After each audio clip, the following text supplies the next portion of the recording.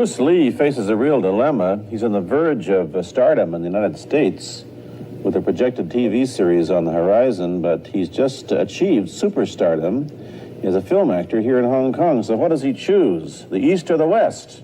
It's the kind of problem most budding movie actors would welcome. It's the Pierre Berton Show, the program that comes to you from the major capitals of the world. This edition comes to you from Hong Kong. And Pierre's guest is the man who taught karate, judo, and Chinese boxing to James Garner, Steve McQueen, Lee Marvin, and James Coburn. The newest Mandarin superstar, known in the West for his appearances in Batman, The Green Hornet, Ironside, and Longstreet. His name is Bruce Lee, and he doesn't even speak Mandarin. And here's Pierre. Well, how can you play in Mandarin movies if you don't even speak Mandarin? How do you do that?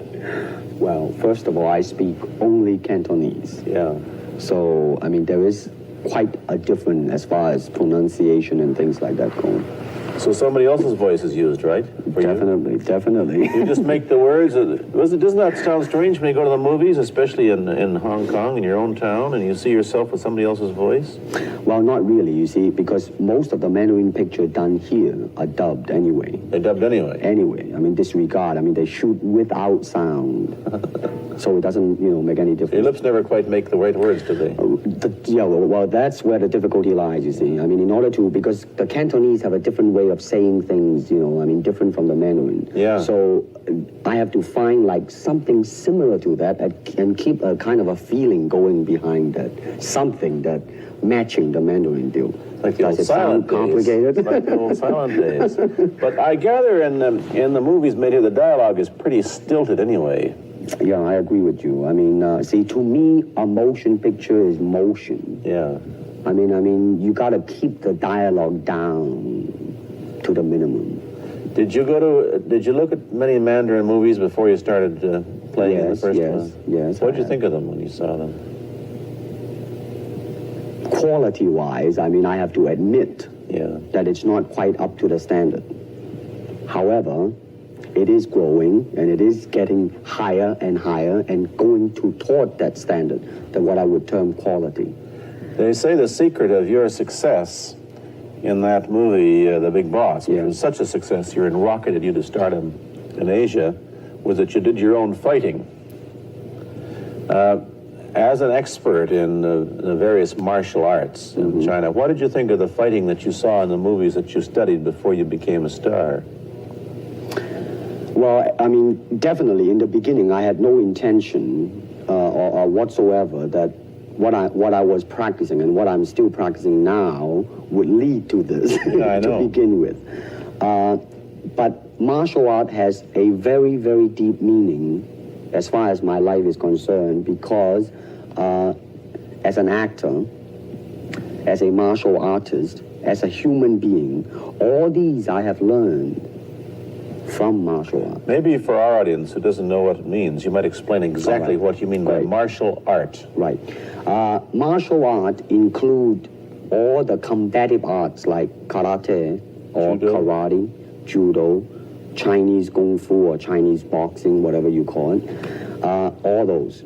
You see, like Aikido, Korean, I can go on and on and on. But it's a combative form of fighting. I mean, it's not, some of them became sport, but some of them are still not. I mean, they use, for instance, kicking to the groin, jabbing fingers at the eyes, and things like that. No wonder you're successful in it. Chinese movies are full of this kind of action anyway. They needed a guy like you could... Violence, man. So you didn't have to use a double when you moved into the motion picture world here. You did it all yourself. Right. Can you break 5 or 6 pieces of wood with your hand or your foot? I'll probably break my hand and foot. But tell me a little bit... you set up a school in Hollywood, didn't you, for people like James Garner and Steve McQueen and the others? Yes. Why would they want to learn Chinese martial arts? Because of a movie role? Not really. I mean, most of them, you see, to me, at least the way that when I teach it, all type of knowledge ultimately means self-knowledge.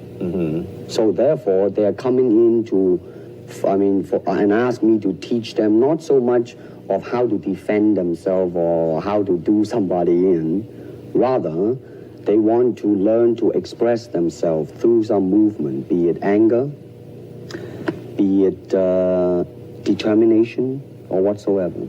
So in other words, what I'm saying, therefore, is that he is paying me to show him in combative form the art of expressing the human body. Which is acting, in a sense, isn't it? Well, or it would be useful, too, for an actor to have it's... those. I mean, it might sound too philosophical, but it's unacting, acting, or acting, unacting, if you... You've lost me. I have, right? So what I'm saying, actually, you see, I mean, it's a combination of both. I mean, here it is the natural instinct, and here is control. You are to combine the two in harmony. Not, if you have one to the extreme, you will be very unscientific. If you have another to the extreme, you become all of a sudden a mechanical man, no longer a human being. So it is a successful combination of both. So therefore, it is not only, so therefore it's not pure naturalness or unnaturalness. The ideal is unnatural naturalness or natural unnaturalness. Yin yang, eh? You're right, man, that's it. One of your students, James Coburn, played in a movie called Iron Man Flint, in which he used karate. Is that what he learned from you? He learned it after. Oh, he went... yeah. After he played in Iron Man Flint. Right. You see, actually, I do not teach, karate, because I do not believe in styles anymore. I mean, I do not believe that there is such thing as like Chinese way of fighting or the Japanese way of fighting or whatever way of fighting, because unless human beings have 3 arms and 4 legs, we will have a different form of fighting. But basically, we have only 2 hands and 2 feet. So styles tends to not only separate man, because they have their own doctrines, and then the doctrine became the gospel truth, that you cannot change, But if you do not have styles, if you just say, well, here I am, as a human being, how can I express myself totally and completely? Now, that way, you won't create a style, because style is a crystallization, that way, it's a process of continuing growth. You talk about Chinese boxing. How does it differ from, say, our kind of boxing? Well, first, we use the feet. That's and then we use the elbow. And you use the thumb too? You name it, man. We use it all. You have to, you see, because, that is the expression of the human body. Everything, not just the hand. And when you're talking about combat, well, if it is a sport, now you're talking about something else. You have regulations, you have rules. But when you're talking about fighting as it is, no rules. With no rules. Real fighting. Well, then, baby, you better train every part of your body. And when you do punch, now I'm leaning forward a little bit, hoping not to hurt any camera angle. You got to put the whole hip into it and snap it and get all your energy in there and make this into a weapon. I don't want to tangle you in any dark that right now. You came at me pretty fast there. What is the difference between Chinese boxing and what we see these young men doing at 8 o'clock every morning on the rooftops in the parks called shadow boxing, which they're always... Well, actually, you see, that is part of Chinese boxing. It is. There are so many schools. Everybody here seems to be, going like this all the time. Well, that's good. I'm very glad. I'm very glad to see that, because at least somebody is caring for their own body, right? Yeah. That's a good sign. Well, it's a kind of a slow form of exercise, which is called Tai Chi Chuan. I'm speaking Mandarin just now. Yeah. Cantonese, Tai Chi Kun, okay? I see. And it's more of an exercise for the elderly, not so much for the Give young. me a demonstration. Show me. Can you do it, a little bit of it? Just the hand-wise is very slow. Oh, is it? And you push it out, but all the time you are keeping the continuity going. Bending, stretching, everything. You just keep it moving. It's like a ballet dancer there. Yeah, it is. To them, you see, the idea is running water never grows stale. So you got to just keep on flowing. Of all your students, famous, James Garner, Steve McQueen, Lee Marvin, James Coburn, Roman Polanski, which was the best? Who adapted best to this Oriental form of exercise and defense? Well, depending, okay? Now, as a fighter, Steve McQueen, now, he is good in that department because that son of a gun got the toughness in him. Yeah, see it on the screen. I mean, he would say, all right, baby, here I am, man. You know, and he'll do it. Yeah. Now, James Coburn is a peace-loving man. I met him. Right? I mean, you've met him. I mean, he's really, really nice. I mean, super mellow and all that. I mean, you know, I mean, now he appreciates the philosophical part of it. Therefore, his understanding of it is deeper than Steve. So it's really hard to say. You see what I'm saying now? I see. I mean, it's different. So that's, I mean, depending on what you see in it. Interesting that we don't, in our world, and haven't since the days of the Greeks who did, combine philosophy and art with sport. But quite clearly, the Oriental attitude is that the three are facets of the same things. Man, listen, you see, really, to me, okay, to me, ultimately, martial art means honestly expressing yourself. Now, it is very difficult to do. I mean, it is easy for me to put on a show and be cocky and be flooded with a cocky feeling and then feel like pretty cool and all that. Or I can make all kinds of phony things, you see what I mean? Blinded by it. Or I can show you some really fancy movement. But to express oneself honestly, not lying to oneself, and to express myself honestly, now that, my friend, is very hard to do. And you have to train. You have to keep your reflexes so that when you want it, it's there. When you want to move, you're moving. And when you move, you are determined to move. Not taking 1 inch, not anything less than that. If I want to punch, I'm going to do it, man, and I'm going to do it, you see? So, I mean, so that is the type of thing you have to train yourself into it, to become one with the, you think? Yeah, this is very un-Western, this attitude. I want to ask you about your movie and TV career, but first we'll take a break. Then I'll be back with Bruce Lee. I've been talking to Bruce Lee mainly about the Chinese martial arts, which include things like Chinese boxing, karate, and judo, which is what he taught when he was in Hollywood.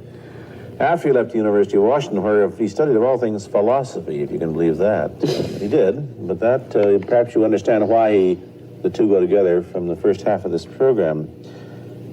And you can perhaps understand how he got into films. He knew a lot of actors, but I'm told that you got the job on the Green Hornet, where you played Kato the chauffeur, mainly because you're the only Chinese-looking guy who could pronounce the name of the leading character, Britt Reed. I meant that as a joke, of course.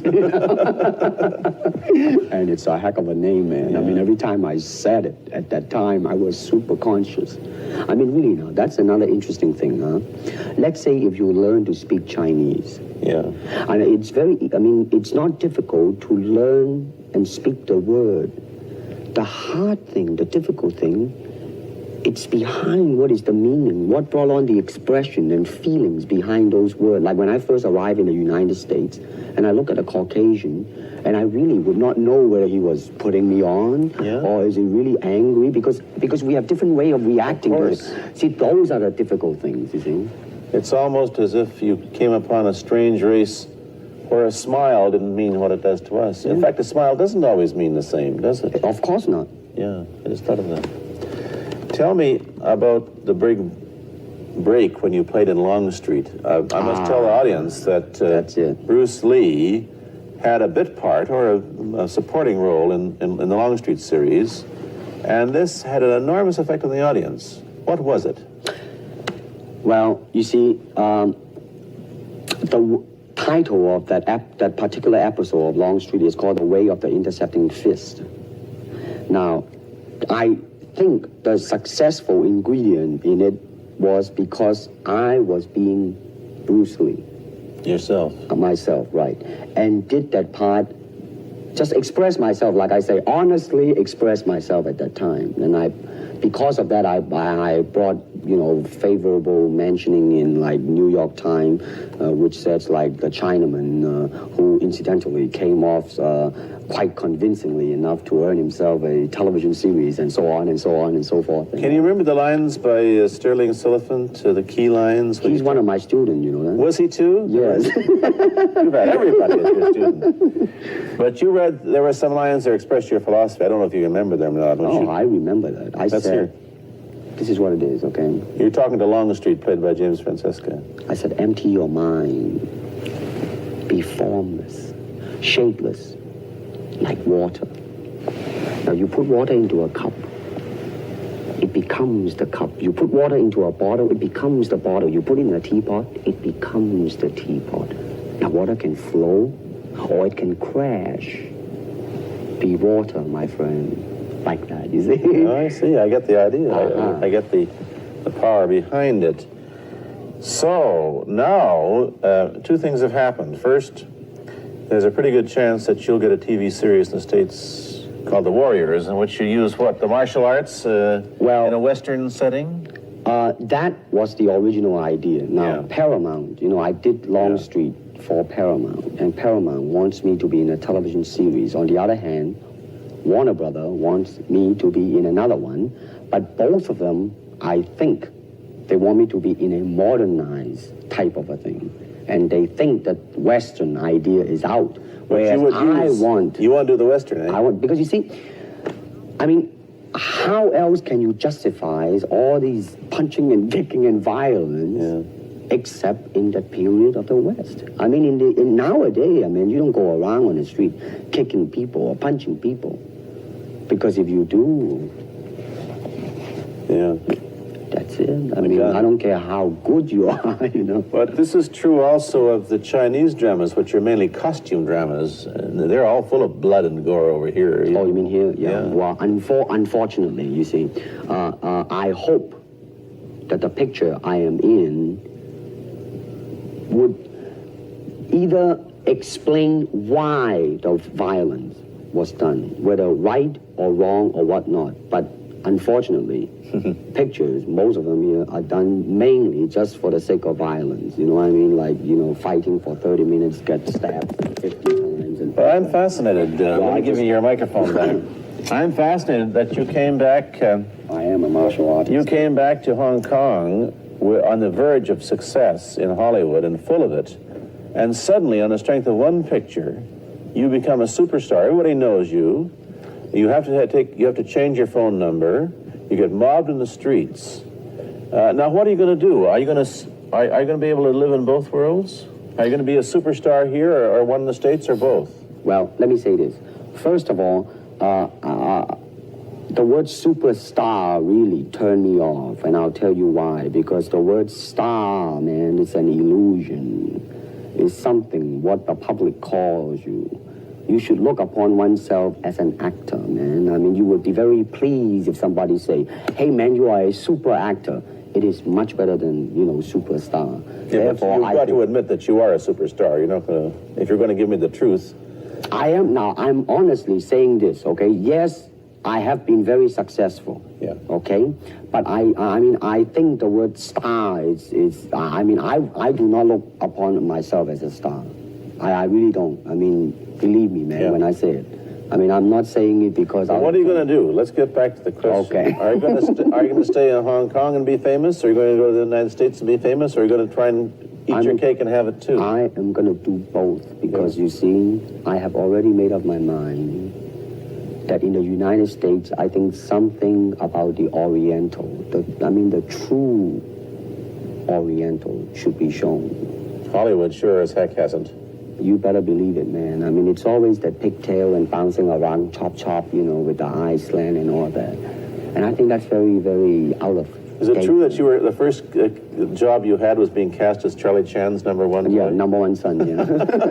No, they never made a movie. No. They were going to make it into like a new Chinese James Bond type of a thing. Now that, the old man Chan is dead, Charlie is dead, and his son is carrying on. But they didn't do that. No. Batman came along, you see, because and then everything was started to be going into that, that kind of which you were in. But By the way, I did a really terrible job in that, I have to say. Really? You didn't like yourself? I didn't see it. Let me ask you, however, about the problems that you face as a Chinese hero in an American series. Have people come up in the industry and said, well, we don't know how the audience are going to take a non-American? Well, such question has been raised. In fact, it is being discussed, and that is why The Warrior is not going to be on. I see. You see, because unfortunately, such thing does exist in this world, you see, like, I don't know, certain part of the country, right? Where, like, they think that business-wise, it's a risk. And I don't blame them, I mean, in the same way, it's like in Hong Kong, if a foreigner come and became a star, if I were the man with the money, I probably would have my own worry of whether or not the acceptance would be there. But that's all right, because if you honestly express yourself, it doesn't matter, see? Because are you, how about the other side of the coin? Is it possible that you are, I mean, you're fairly hip and fairly Americanized. Are you too Western for Oriental audiences, do you think? Oh, man, like, how? I have been criticized for that. You have, eh? Oh, yes, definitely. So. Well, let me say this. When I do the Chinese film, I'll try my best not to be as American as I, have been adjusted to for the last 12 years in the States. But when I go back to the States, it seems to be the other way around. You know what I mean? Too exotic, eh? Yeah, man. I mean, they're trying to get me to do too many things that are really for the sake of being exotic. You understand what I'm trying to say? Oh, sure. So it's really, I mean, it's... When you live in both worlds, it brings us problems as well as advantages, and you've got both. Time to go to a commercial. I'll be back in a moment with Bruce Lee. Let me ask you whether the change in attitude on the part of the Nixon administration towards China has helped your chances of starring in an American TV series. Well, first of all, this happened before that. Yeah. But I do think that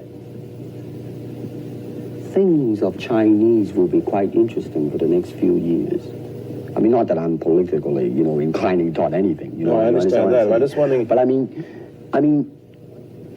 once the opening of China, that it will bring more understanding. Yeah. More things that are, like different, and maybe in the contrast of comparison, some new thing might grow. So therefore, I mean, it's a very rich period to be in. I mean, like, if I were born, let's say, 40 years ago. Yeah. If I have a thought in my mind, I said, boy, I'm gonna star in a movie or star in a television series in America. Well, that might be a vague dream, but I think right now, maybe. You still think of yourself Chinese, or do you ever think of yourself as North American? You know what I want to think of myself? As a human being. Because, I mean, I don't want to sound like, as Confucius say, but under the sky, under the heaven, man, there is but one family. It just so happened, man, that people are different. Okay, we got to go. Thank you, Bruce Lee, for coming here. Thank you for Pierre. watching. Thank you.